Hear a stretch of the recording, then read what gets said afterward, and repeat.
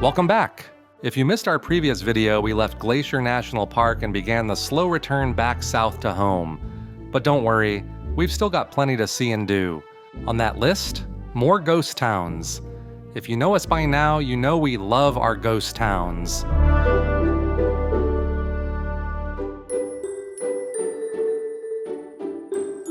And when we last parted, we left you at the entrance to two truly impressive ones. Welcome to Virginia City and Nevada City. I saw this here, there's a little pull-off, and I was like, this is appropriate. We're about to enter, I guess I think of Virginia City and Nevada City from seeing videos. They're like, I don't know, like a mile apart or something like that. And you're gonna see how fantastic these are and how well preserved and what a good job I think private citizens actually did preserving some of this Montana territorial history that we're gonna see today. Now I think out of the two, I wanna say Virginia City might be have the better stuff. I don't know if you can really compare or not, but I saw some other videos and kind of am thinking that Virginia City might be the thing, but I wonder, so the Nevada City Living History Museum and Music Hall, I know behind here is like a lot of old buildings you can tour, but on this side, you have like a train museum of some sort with old trains here. And I don't know if it's free, it says display. So we'll start over here today, but you can kind of already see, right? You got that pioneer 1800s Old West look. And I believe a lot of these are original structures, and we'll read the sign and see. I imagine we have to enter through that museum here, and I don't know if there's a fee. We'll find all that out. All I know is it feels good to be walking. I am so done with sitting in the car and driving. But this sign talks about these box cars here, which apparently date back to 1880. And it talks about like friends of the Cumbers and Toltec Scenic Railroad helped to restore and do this. So let's, I like some 1800s train stuff. I also know they had a train that runs between the two towns, and I wonder, is this one of them? Or, wow, look at this. Look at that beauty. Or beauties. Wow.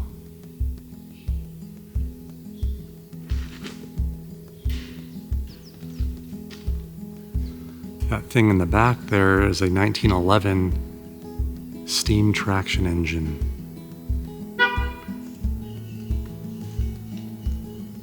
So apparently this thing still runs, the number 12, and it's a 1910 Baldwin steam locomotive. Apparently they'll fire it up and it runs. It looks brand new to me. There's really no signs or stipulations listed anywhere, so I guess we can kind of roam back here, back in the train tracks. You can say that guy is from the wrong side of the tracks. That looks like a classic right here, doesn't it? The Great Northern Railway. I'm not a railroad expert, although I do really enjoy like railroad stuff, mainly because I grew up with Lionel trains, which I still have today. But I couldn't really tell you too much about the history of railroads other than what I pick up just walking around, and when I see signs, I'll just relay what I see. But it's pretty fantastic though, man. I love this.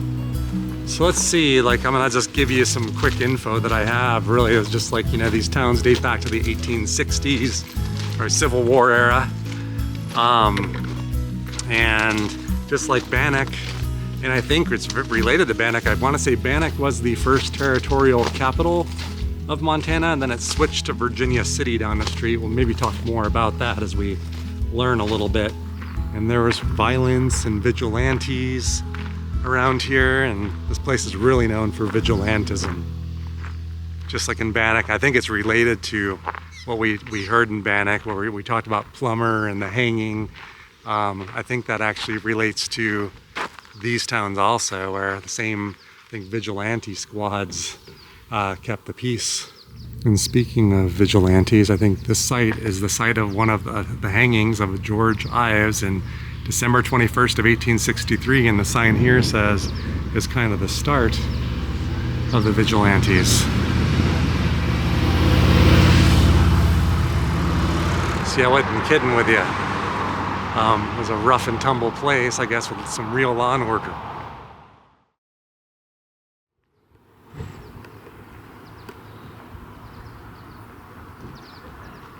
All right, we're in, and I got a map. It was $10 to get back here and access it. And I'm already overwhelmed. This place is awesome already. This is like the Oregon history.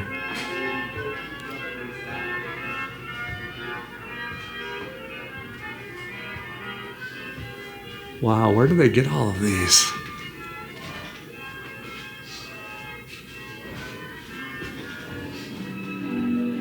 A lot of these are from the early 1900s, it looks like, that we're seeing from Paris, France. Several of them. All right, so I'm here and we're gonna just do our casual walkthrough. But already there's just row upon row upon row of old buildings here. And I already feel a little lost and overwhelmed in a good way. Ooh, the gallows barn? What is this? What does that mean here? See, look, there's a lot to read. So this is kind of a grim thing. They have, there was a hanging here of these guys who, I guess it was a triple legal hanging that took place in 1917 due to an attempted robbery and murder. And I guess it happened here at this gallows barn, which was, I guess, relocated to this exact location. You can actually see a picture of it being relocated in the 1970s. Some of these I think we can actually go inside. And I got a really big map on me in case I have questions. But if they have signs like that around here, that should work for us. So here's another original 1800s building. This was built in the 1860s. And it says it served as a post office at first, and then it served as like a general store or store until the 1930s. It was actually used as a business. But an original 1800s post office. Let's go look inside.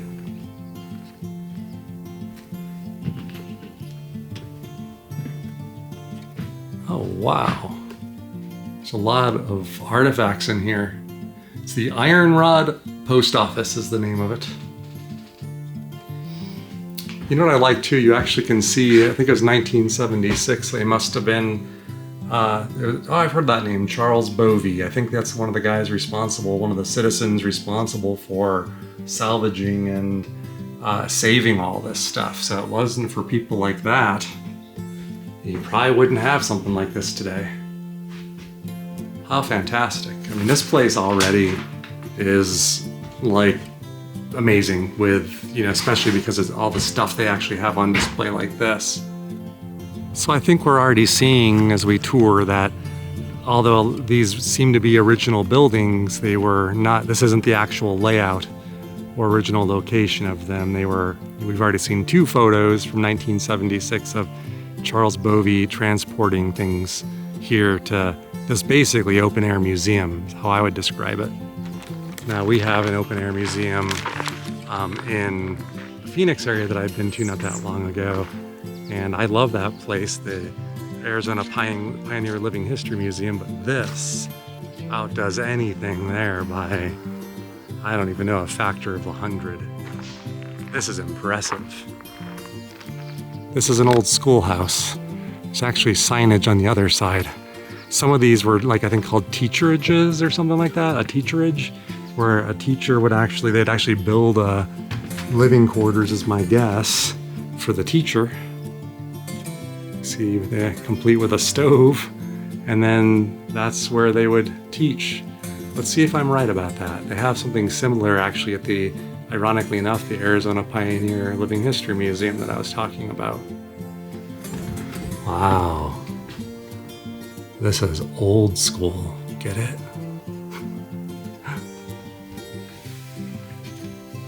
Ooh, this is reputed to be Montana's oldest standing public school. It was constructed in 1867. So imagine that. Look at those old books. It's amazing.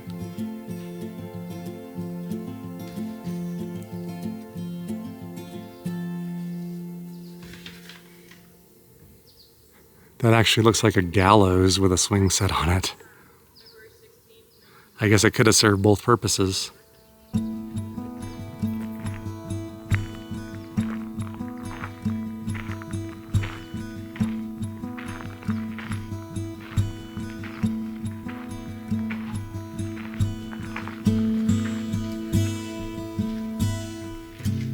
Wow. This is insane. This is an old wagon shop. I have never seen a collection like this anywhere in my travels. And I've seen some. Been to some really high quality museums, and this thing is chock full. This is like its own transportation museum. You gotta be kidding me. This is wild. You can just roam around wherever you want. You can hear the building creak in the wind too.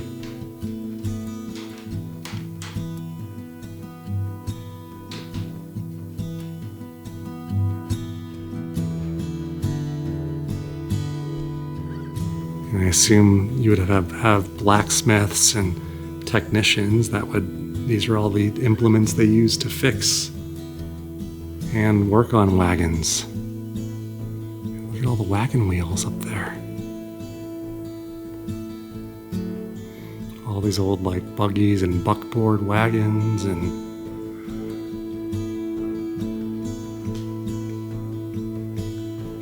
I would have really liked to have seen where they got all this in the buildings, like in their original placements. That would have been something else, because it looks like they did move them pretty much intact, it seemed like, on trucks so far, the things that I saw. But all of this stuff, like, how would they procure all of this? I guess through donations and stuff.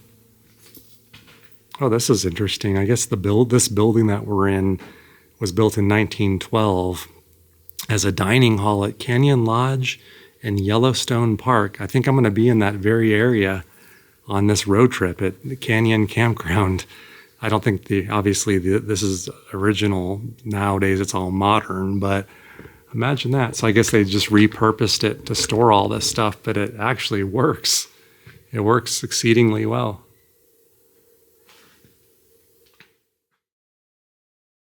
So here's another one, I believe from the 1800s, but right around the turn of the century, the late 1890s, the Linderman building served as an assay office and a store, but it's got that classic Old West look and feel.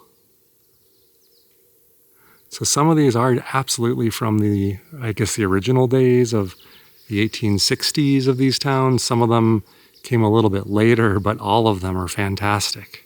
Apparently this was the back portion of that post office we saw earlier. So believe it or not, this is an 1870s log cabin, and the little map book they give you explains something interesting, but you can see here on the side, you could see the old log cabin, but it talks about how it became fashionable for people to take these and then put on siding. And I would also argue, like what you saw in Bannock, some of these things were occupied, I don't know about this one, but some of the ones we saw were occupied maybe till the 1960s, 1970s. And people would come in and put I don't even know what the term is, but like panels over the logs and then wallpaper, probably to help cover the draft, but it made the inside, you wouldn't see the logs anymore. So it almost is like you're not living in a old 1800s log cabin, even though you are. They just kind of put like an outer veneer on these, and I guess that was a fashionable thing to do. But this house is an old one, 1870s, Old West. So far, I guess I'll just say it again. I don't have the words.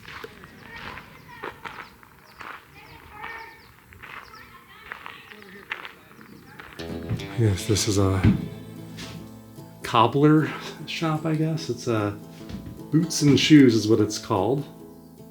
It talks about how many pairs of shoes would you have back in the day, and a miner would usually have one pair of boots. And then when they would wear out, they would come to a shop like this. Rather than go to Kohl's or some shop to buy something new, you would bring your boots here to the cobbler, and the cobbler would repair your boots. It's just never ending back here.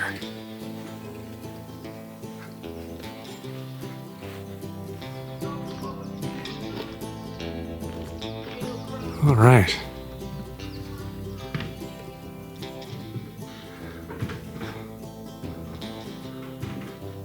It says this is the sheriff's office, but I guess it's kind of storage for beds and things.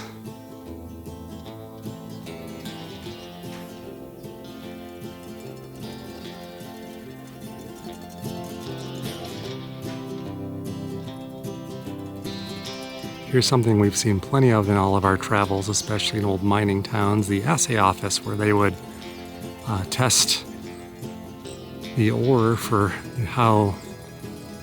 the value, I guess, of the gold, see how well a mine might produce.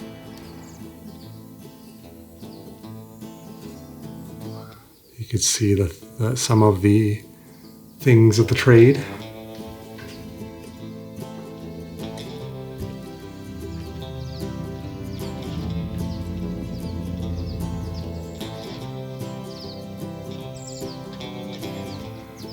An old general store. Oh wow, this looks like something straight out of the game Red Dead Redemption, doesn't it? If you're familiar with that. Wow, this has such an authentic feel to it.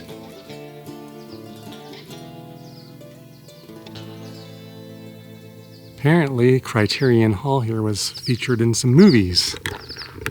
I don't know if this is an original building or not. The thing didn't say that I read. It could just be a movie prop, but it's still really cool.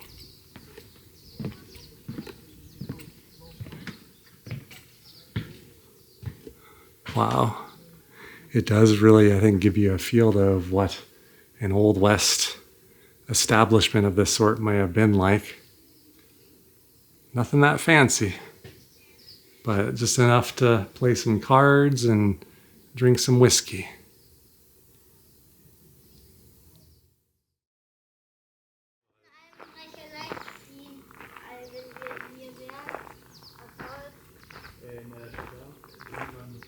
So the old barber shop where you would get more than just a haircut back in the day. I've talked about this before. You probably could get a tooth pulled here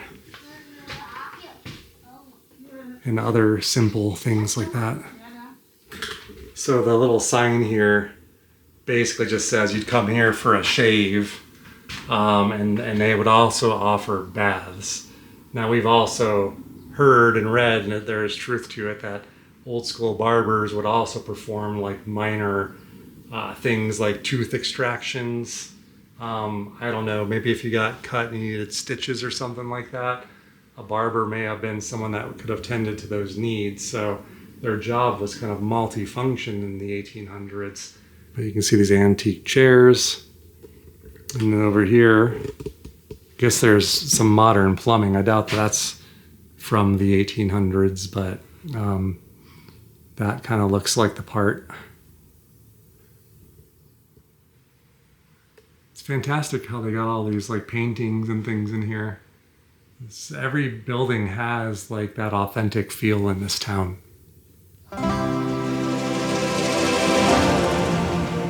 The saddler. So if you needed a saddle for your horse or maybe a repair, I assume this is where you would have gone.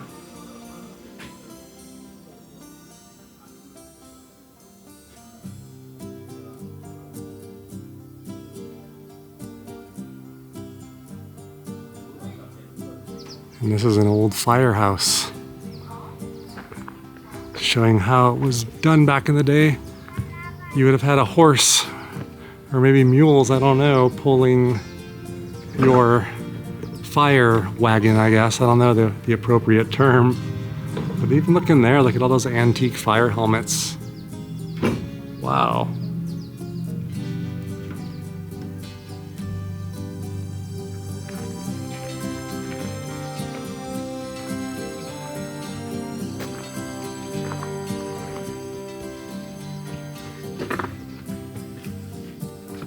This looks like someone's residence, maybe. Or maybe a restaurant.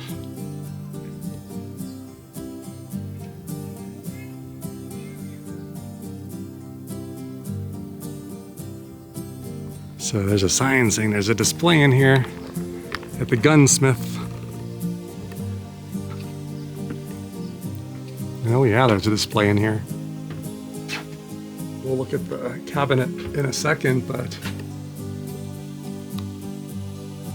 here's where you would go, I assume, to get your guns repaired and maybe buy guns. But look at all of the things on display. Felt gun.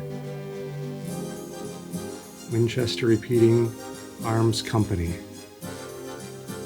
Gun wads. Felt gun wads. It's one thing I don't know a lot about our old historic firearms, so I'm not sure what some of these things are actually for, but I'm sure some of you know.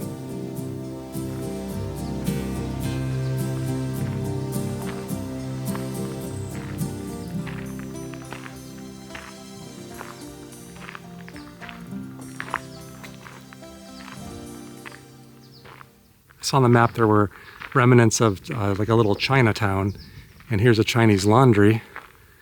And if I recall what I was reading correctly, those areas, yeah, this has definitely got to be the Chinatown buildings, because there's Chung-owned dealer in Chinese merchandise. But in my experience, like towns like Bodie, for example, or other ghost towns, like remnants of the Chinatown sections are almost, it's hard to find anything, in my experience, from that period of history, places I've been. But assuming these are authentic buildings, this is fantastic. And man, this is a short door. I really got to bend down to get in here. But once I'm in here, you got that. Is that I think a gabled roof, right? Is the term. But I guess this is oh, there's an abacus. And look at that hat. This is fantastic. I guess you can kind of see some of the old school ways of doing laundry. They probably heated up water and did it all by hand. And here's a little sign about it, the Chinese laundry. I don't see a date though, do you guys, for this particular building? And these are probably just little one-room shacks that people lived in. Nothing fancy at all, but I guess this guy had a little front porch. Hey, it's bigger than my tent, so probably more luxurious than what I'm living in these days on the road. But just look at this little tiny one-room shack, and you might have had more than one person hanging out in this thing, as far as you know. Looks like we can actually go in here. This very ornate house. See if there's any signage on the inside. I think we can actually go upstairs too. Oh, wow. Look at this. Very Victorian. Smells old too. You know that old smell? The old wood smell, kind of mildewy.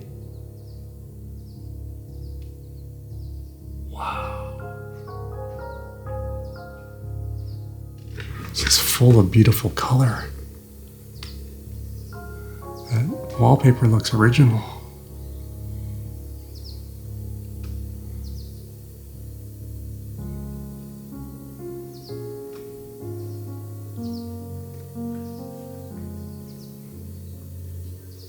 Well, I guess we just have to go upstairs, huh? Oh, look at this. I don't know if that's original or not.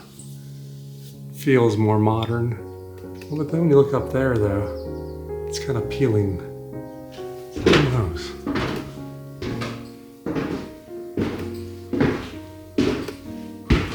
Huh, look at that, little bathtub. Probably something that was updated at a later time. It's a cool looking bathtub. Surprised there's really no signs on this one. I'll have to look and consult the pamphlet. This is the room. See some water stains on the wallpaper. I'm guessing that's from a later time. And I noticed some of that too, like in other buildings. I think in Bannock House, sometimes they do wallpaper the ceilings too. It's probably more for practical reasons than for decoration, just to keep the draft out, because these things are probably just like log homes. It's actually getting really warm out there, that the sun came out pretty fast, but I'm remarking the same way at Bannock. It's like the cool air gets trapped in these and it stays nice and cool in here. So even in the middle of summer, in the afternoon and the hotter time of day, it's quite comfortable in here. I could live in here without AC if it's like this often. Sure, there's a couple exceptions to that, but now the winter, I don't know how well this thing would stay insulated though.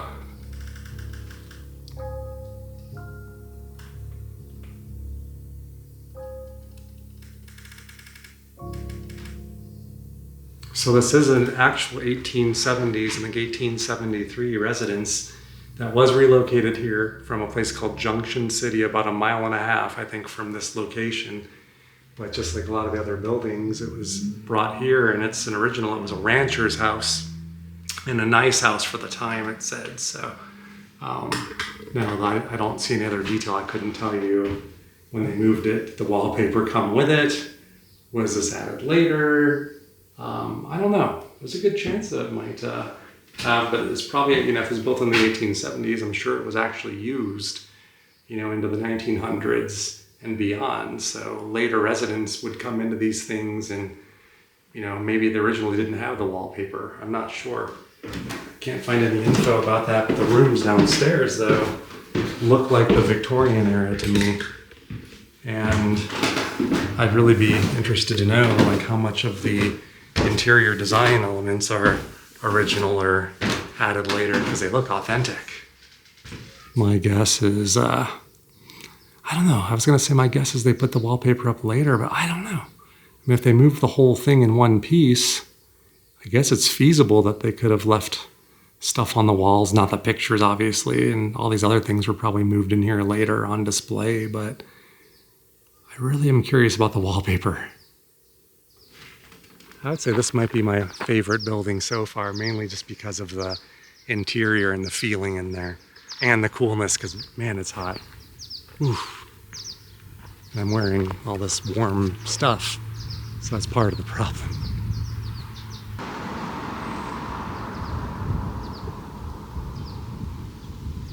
All right, so this is an old homestead. So I'm guessing an 1864 log cabin with modern siding put on, like we've been talking about, the Finney house. And the door just blew open for our convenience. The ghosts say, come on in. Let's see if this one has, oh yeah, it's much cooler in here too. Oh, this one definitely feels like the part. It's fallen apart. The ceiling is sagging. I'm guessing the ceiling, kind of like at Bannock, was probably a later addition. It was probably like very log home looking, even from the interior back in the day. And then somebody probably took up residence later, put up wallpaper, if I had to guess. But it's amazing how cool, once again, it is in these homes.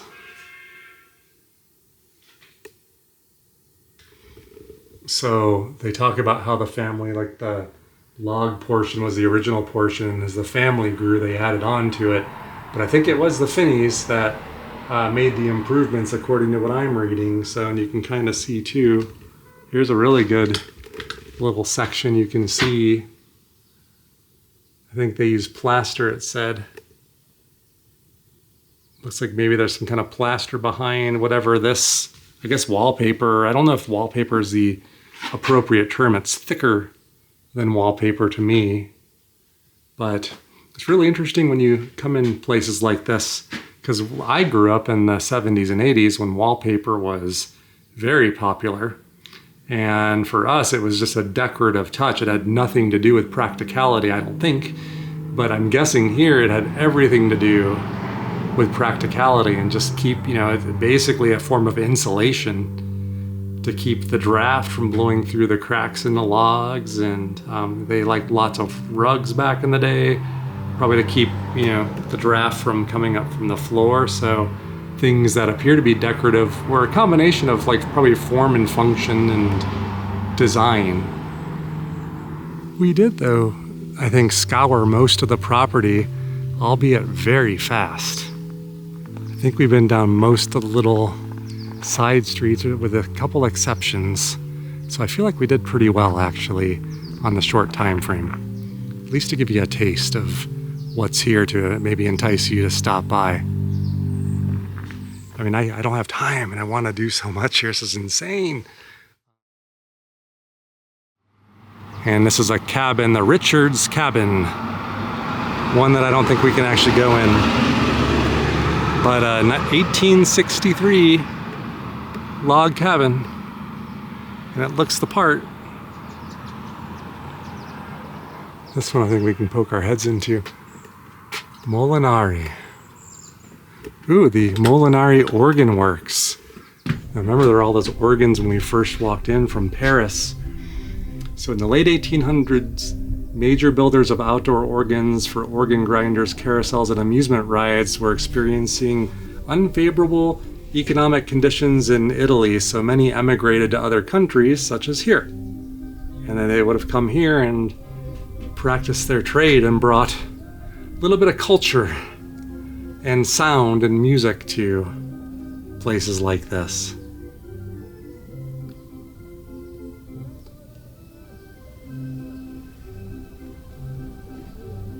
This is fantastic.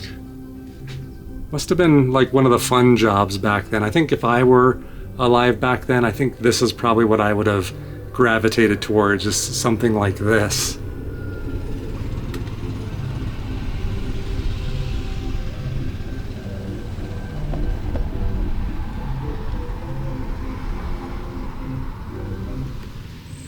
Cheap cash store. So is this like the dollar store of the time? Oh, neat, we can actually go in. Another old-timey store, general store, chock full of old relics.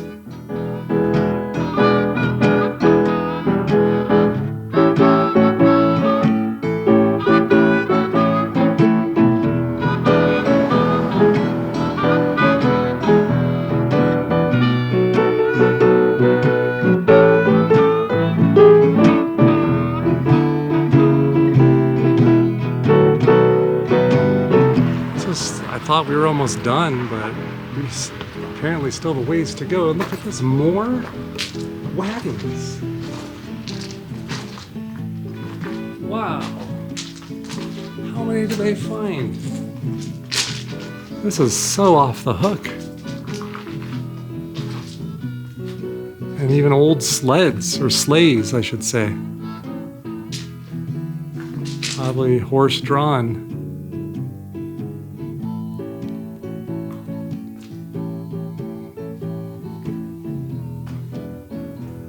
These are beautiful.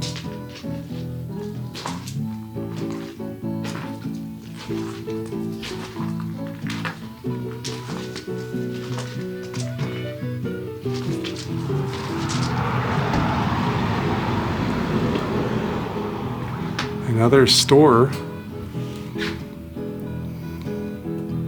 Just one after another. And I guess hats and things for cold weather.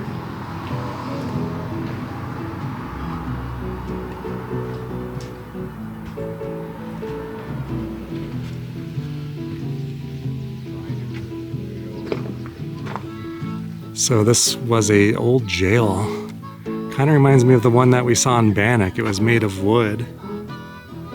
And I'm guessing this is an 1884 jail. It's relocated to the premises. I would say this was a nice jail for a jail. And they had beds in here. Assuming those are original to the building, I couldn't tell you. But just like the one in Bannock, it's very similar in its construction, but this one has a little bit less windows, so it's a little darker in here. I guess if you were locked in here, this would be your view.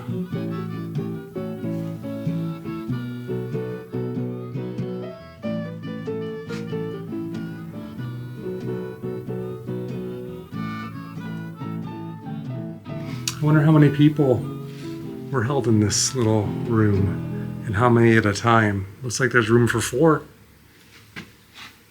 Just don't bump your head when you're walking out.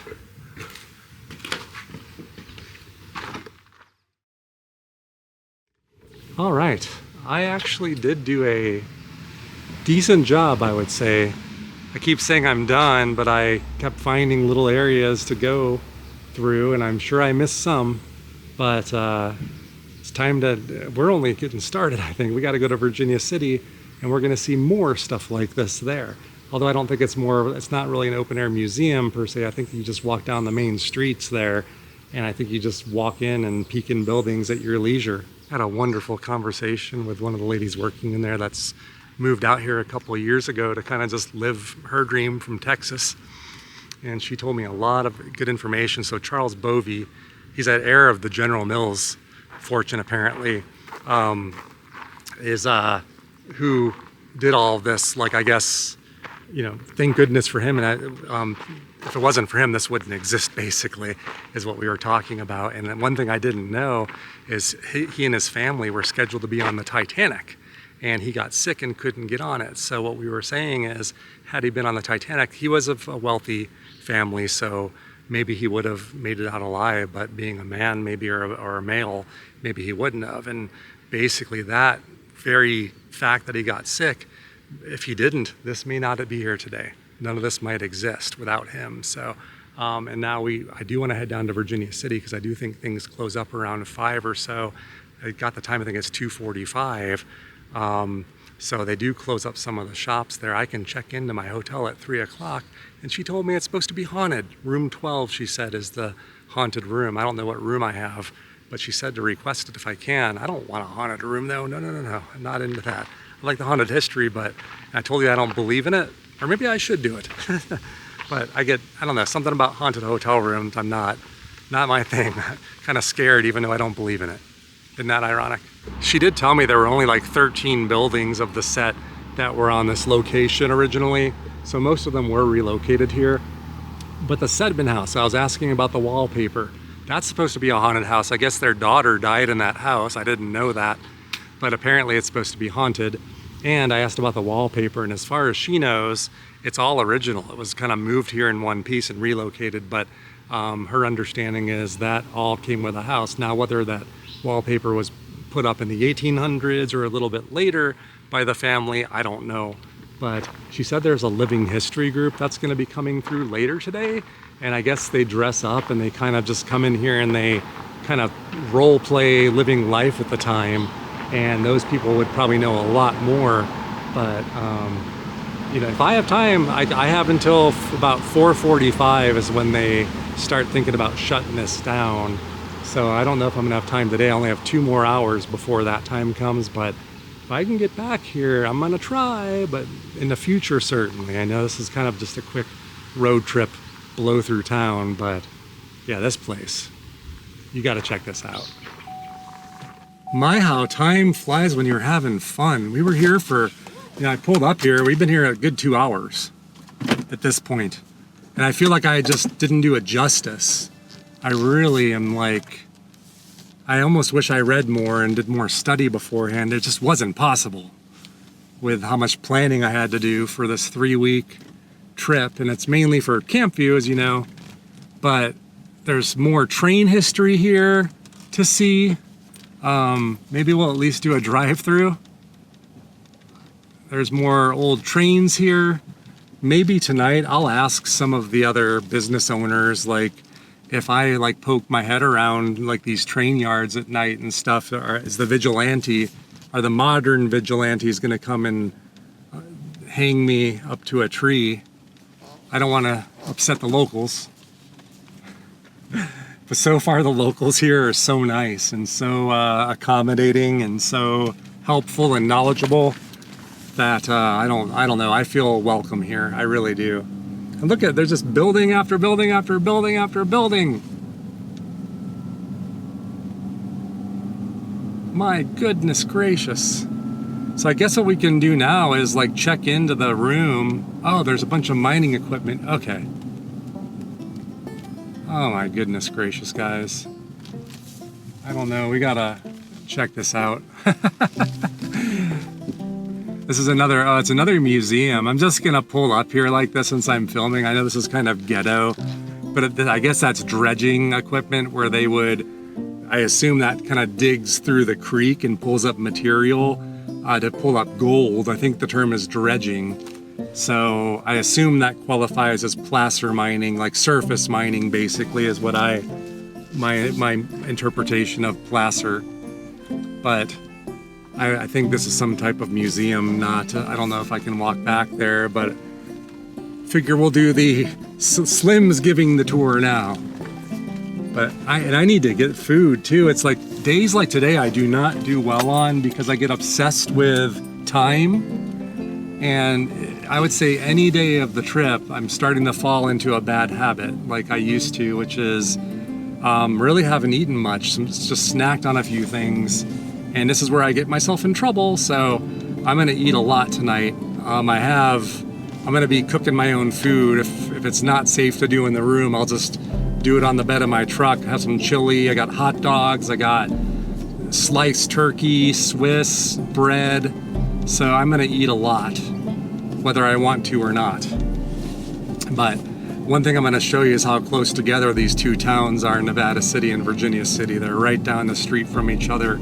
And they ride this little toy train, I think, in between the two towns. And I haven't seen it running yet today. But another thing I probably won't have time to do, unfortunately. And time, what an issue it always is as we've run out of it for today. But tune in tomorrow when we stroll through Virginia City and unwind in a rare hotel stay. Did we get that haunted room? Only time will tell.